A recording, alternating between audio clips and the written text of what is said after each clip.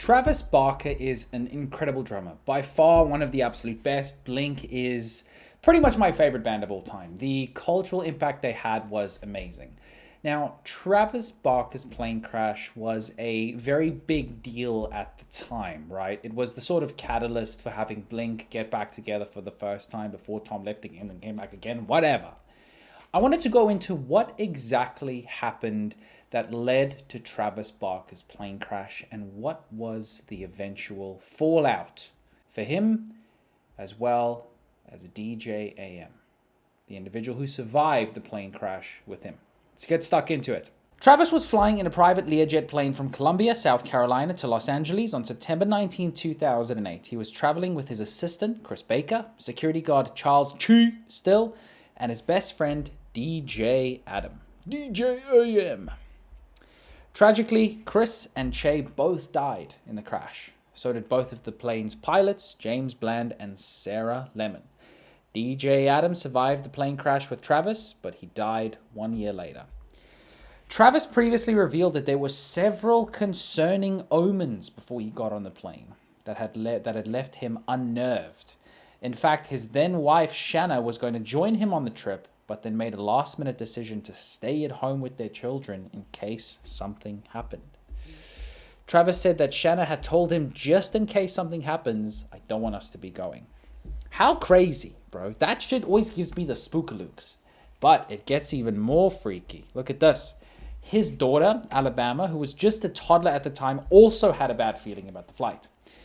Travis had previously told Larry King, my daughter was hysterically crying that she didn't want me to fly that day. She said, the roof is going to come off. And I was like, what are you talking about? What happened? Was there an earthquake this morning? What triggered this? She just kept screaming it and crying it. How freaky. Travis then called his dad before boarding, warning him that he had a horrible feeling. Everything felt wrong. I called my pops from outside the plane, like, this plane is really small. I have a horrible feeling. If anything happens, make sure my kids are okay. All of that happened right before the crash. So spooky. So this was attributed to a failure in the landing and takeoff machinery. The actual tires of the plane burst while they were trying to take off. And essentially, instead of taking off, the pilot decided to try and completely abandon the entire flight, which is apparently not the right thing to do. The actual consensus is that you need to try and take the flight, which I don't understand, but hey dude, I'm not a pilot. So the landing gear had popped. Apparently it was just a massive, enormous crack that Travis heard right next to his ears. Every time we hit the ground, the flames and smoke would get bigger and bigger, and before the last impact of the plane, it was completely on fire. We were a ball of fire in the sky, and I was honestly waiting for lights out, he said. So Travis managed to escape by opening the plane's door and sliding down its wing with DJ Adam behind him. However, in his hurry to get out, he accidentally jumped into the jet, which caused devastating injuries. Speaking on Joe Rogan, Travis said, when I jumped through the emergency exit when the plane blew up, I was in such a hurry to exit the plane that I jumped right into the jet, which is full of fuel. His whole body lit up, and he had jet fuel completely soaked through to his skin. That is insane. Jet fuel is so flammable, and he jumped straight into an enormous pool of the stuff. This poor dude, man. Look at the insane wreckage. Like, that's no fucking joke. When I jumped into the jets, I started running. I was ripping off my clothes because that's what my instincts told me to do, but little did I know that I was still on fire because I was soaked in jet fuel. So DJ Adam was also on fire, right? But he managed to put out Travis's blaze. Afterwards, he saved Travis by using his own shirt to put the flames out. Travis had previously said that if his friend's quick thinking didn't do that, if he hadn't done it, I probably wouldn't have feet or legs today. Travis almost did lose his right foot because his shoes and socks were the most soaked with fuel and were also on fire for the longest amount of time. In the end, he was in hospital for 11 weeks.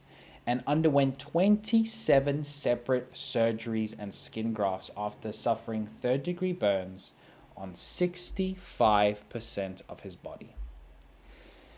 So Travis had said, this was pretty crazy to me, that he would often wake up during surgery because of his history of drug use and self-medicating that impacted his anesthesia. In about 11 of my 30 surgeries in the burn center, I woke up swinging on doctors. I'd be opened up and I would just wake up and go crazy. I would try and get off the table. I don't think I knew what was going on, but they just couldn't give me enough medication to knock me out because I'd been self-medicating for so long and abusing medicine for so long. I would just wake up in the middle of anesthesia.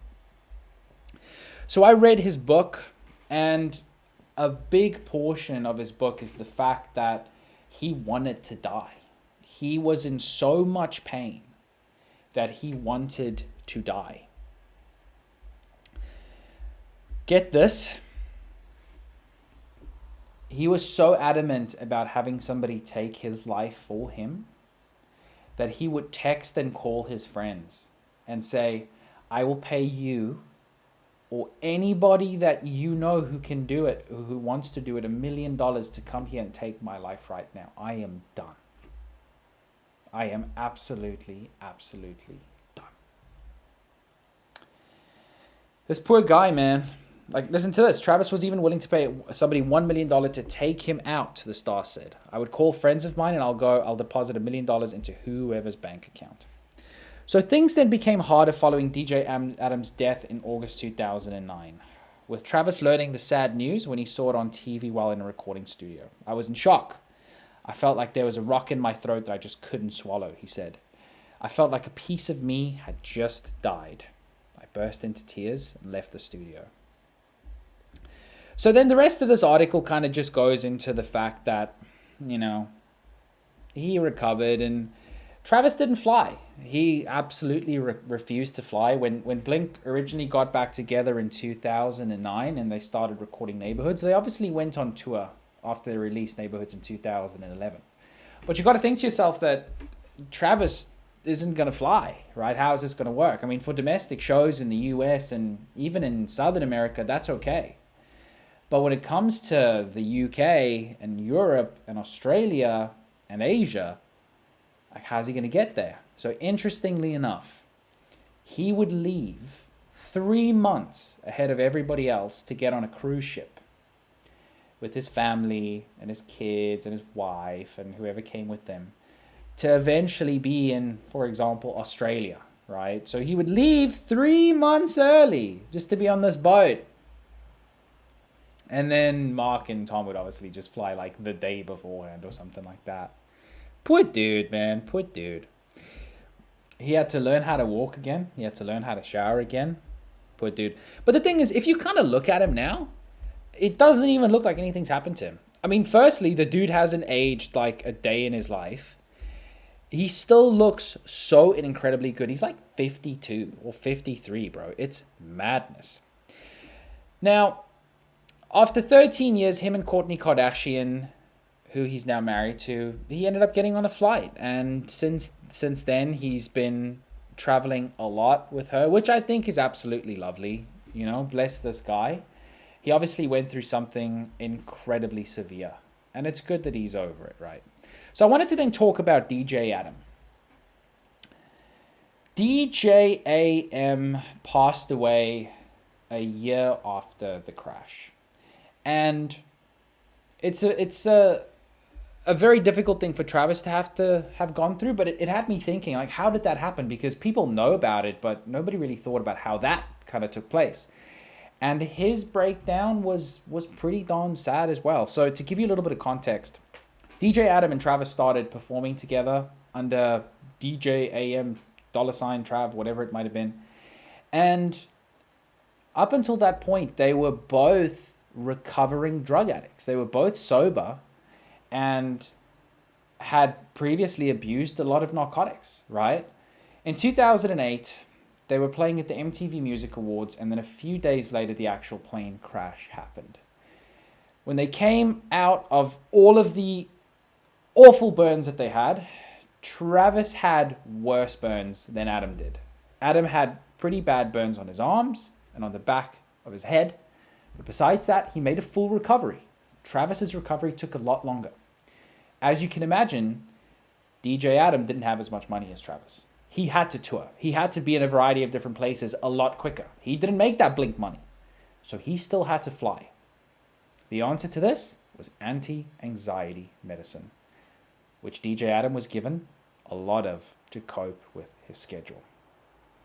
So, in an interview with Glamour in 2008, Adam said that while he had been sober for 9 years, he had to remind himself every day that he was still a drug addict, saying, at any given moment, I'm 5 seconds away from walking up to someone, grabbing their drink out of their hand and downing it. And if I do that, within a week tops, I'll be smoking crack.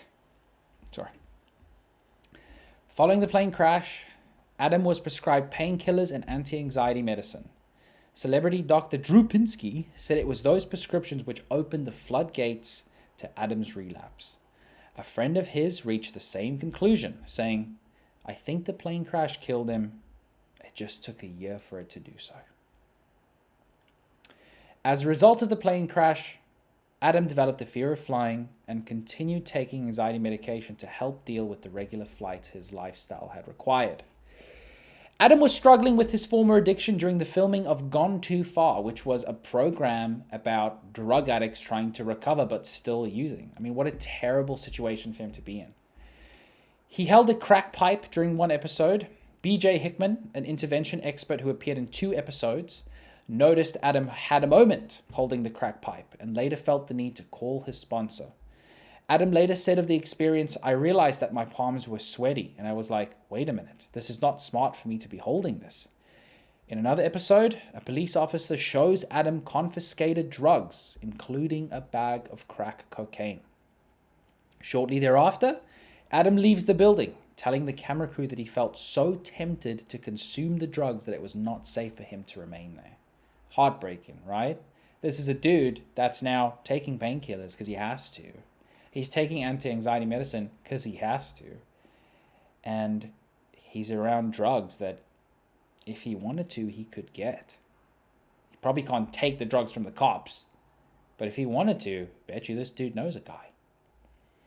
In the weeks before his death, Adam's behavior had been erratic and he had been missing appointments.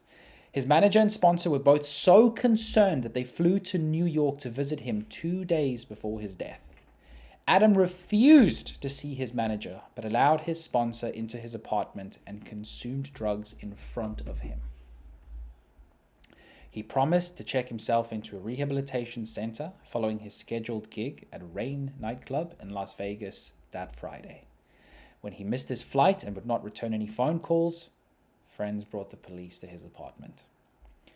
Adam was found dead in his New York City apartment on August 28, 2009. Almost a year after his plane crash. Drug paraphernalia, including a crack pipe and a bag of crack, were found nearby. The New York medical examiner subsequently determined that Adam's death was an accident caused by intoxication from a combination of cocaine, oxycodone, hydrocodone, lorazepam, clonazepam, alzapram, diphenhydramine, and levamisole. I don't know what that stuff is. Adam's girlfriend Haley Wood denied rumors that an alleged recent separation had contributed to his relapse, saying that they had been together at that time. In the end, they thought about showing that program that he filmed. They thought, oh, maybe not, might be in poor taste, but they showed it in the end. This obviously took a massive toll on Travis, and he slumped into a severe depression. He tried really hard to stay sober, and he still is, which I think is fantastic. And here we are now, 14 years later. Travis has made a full recovery. He is the only surviving individual from a 6-person plane crash. He looks great. He's married. His kids are all grown up. He's making more money than ever before. And Blink is back. And it's funny to say, maybe without that plane crash, Blink would have never gotten back the first time. But I'm glad he's all right.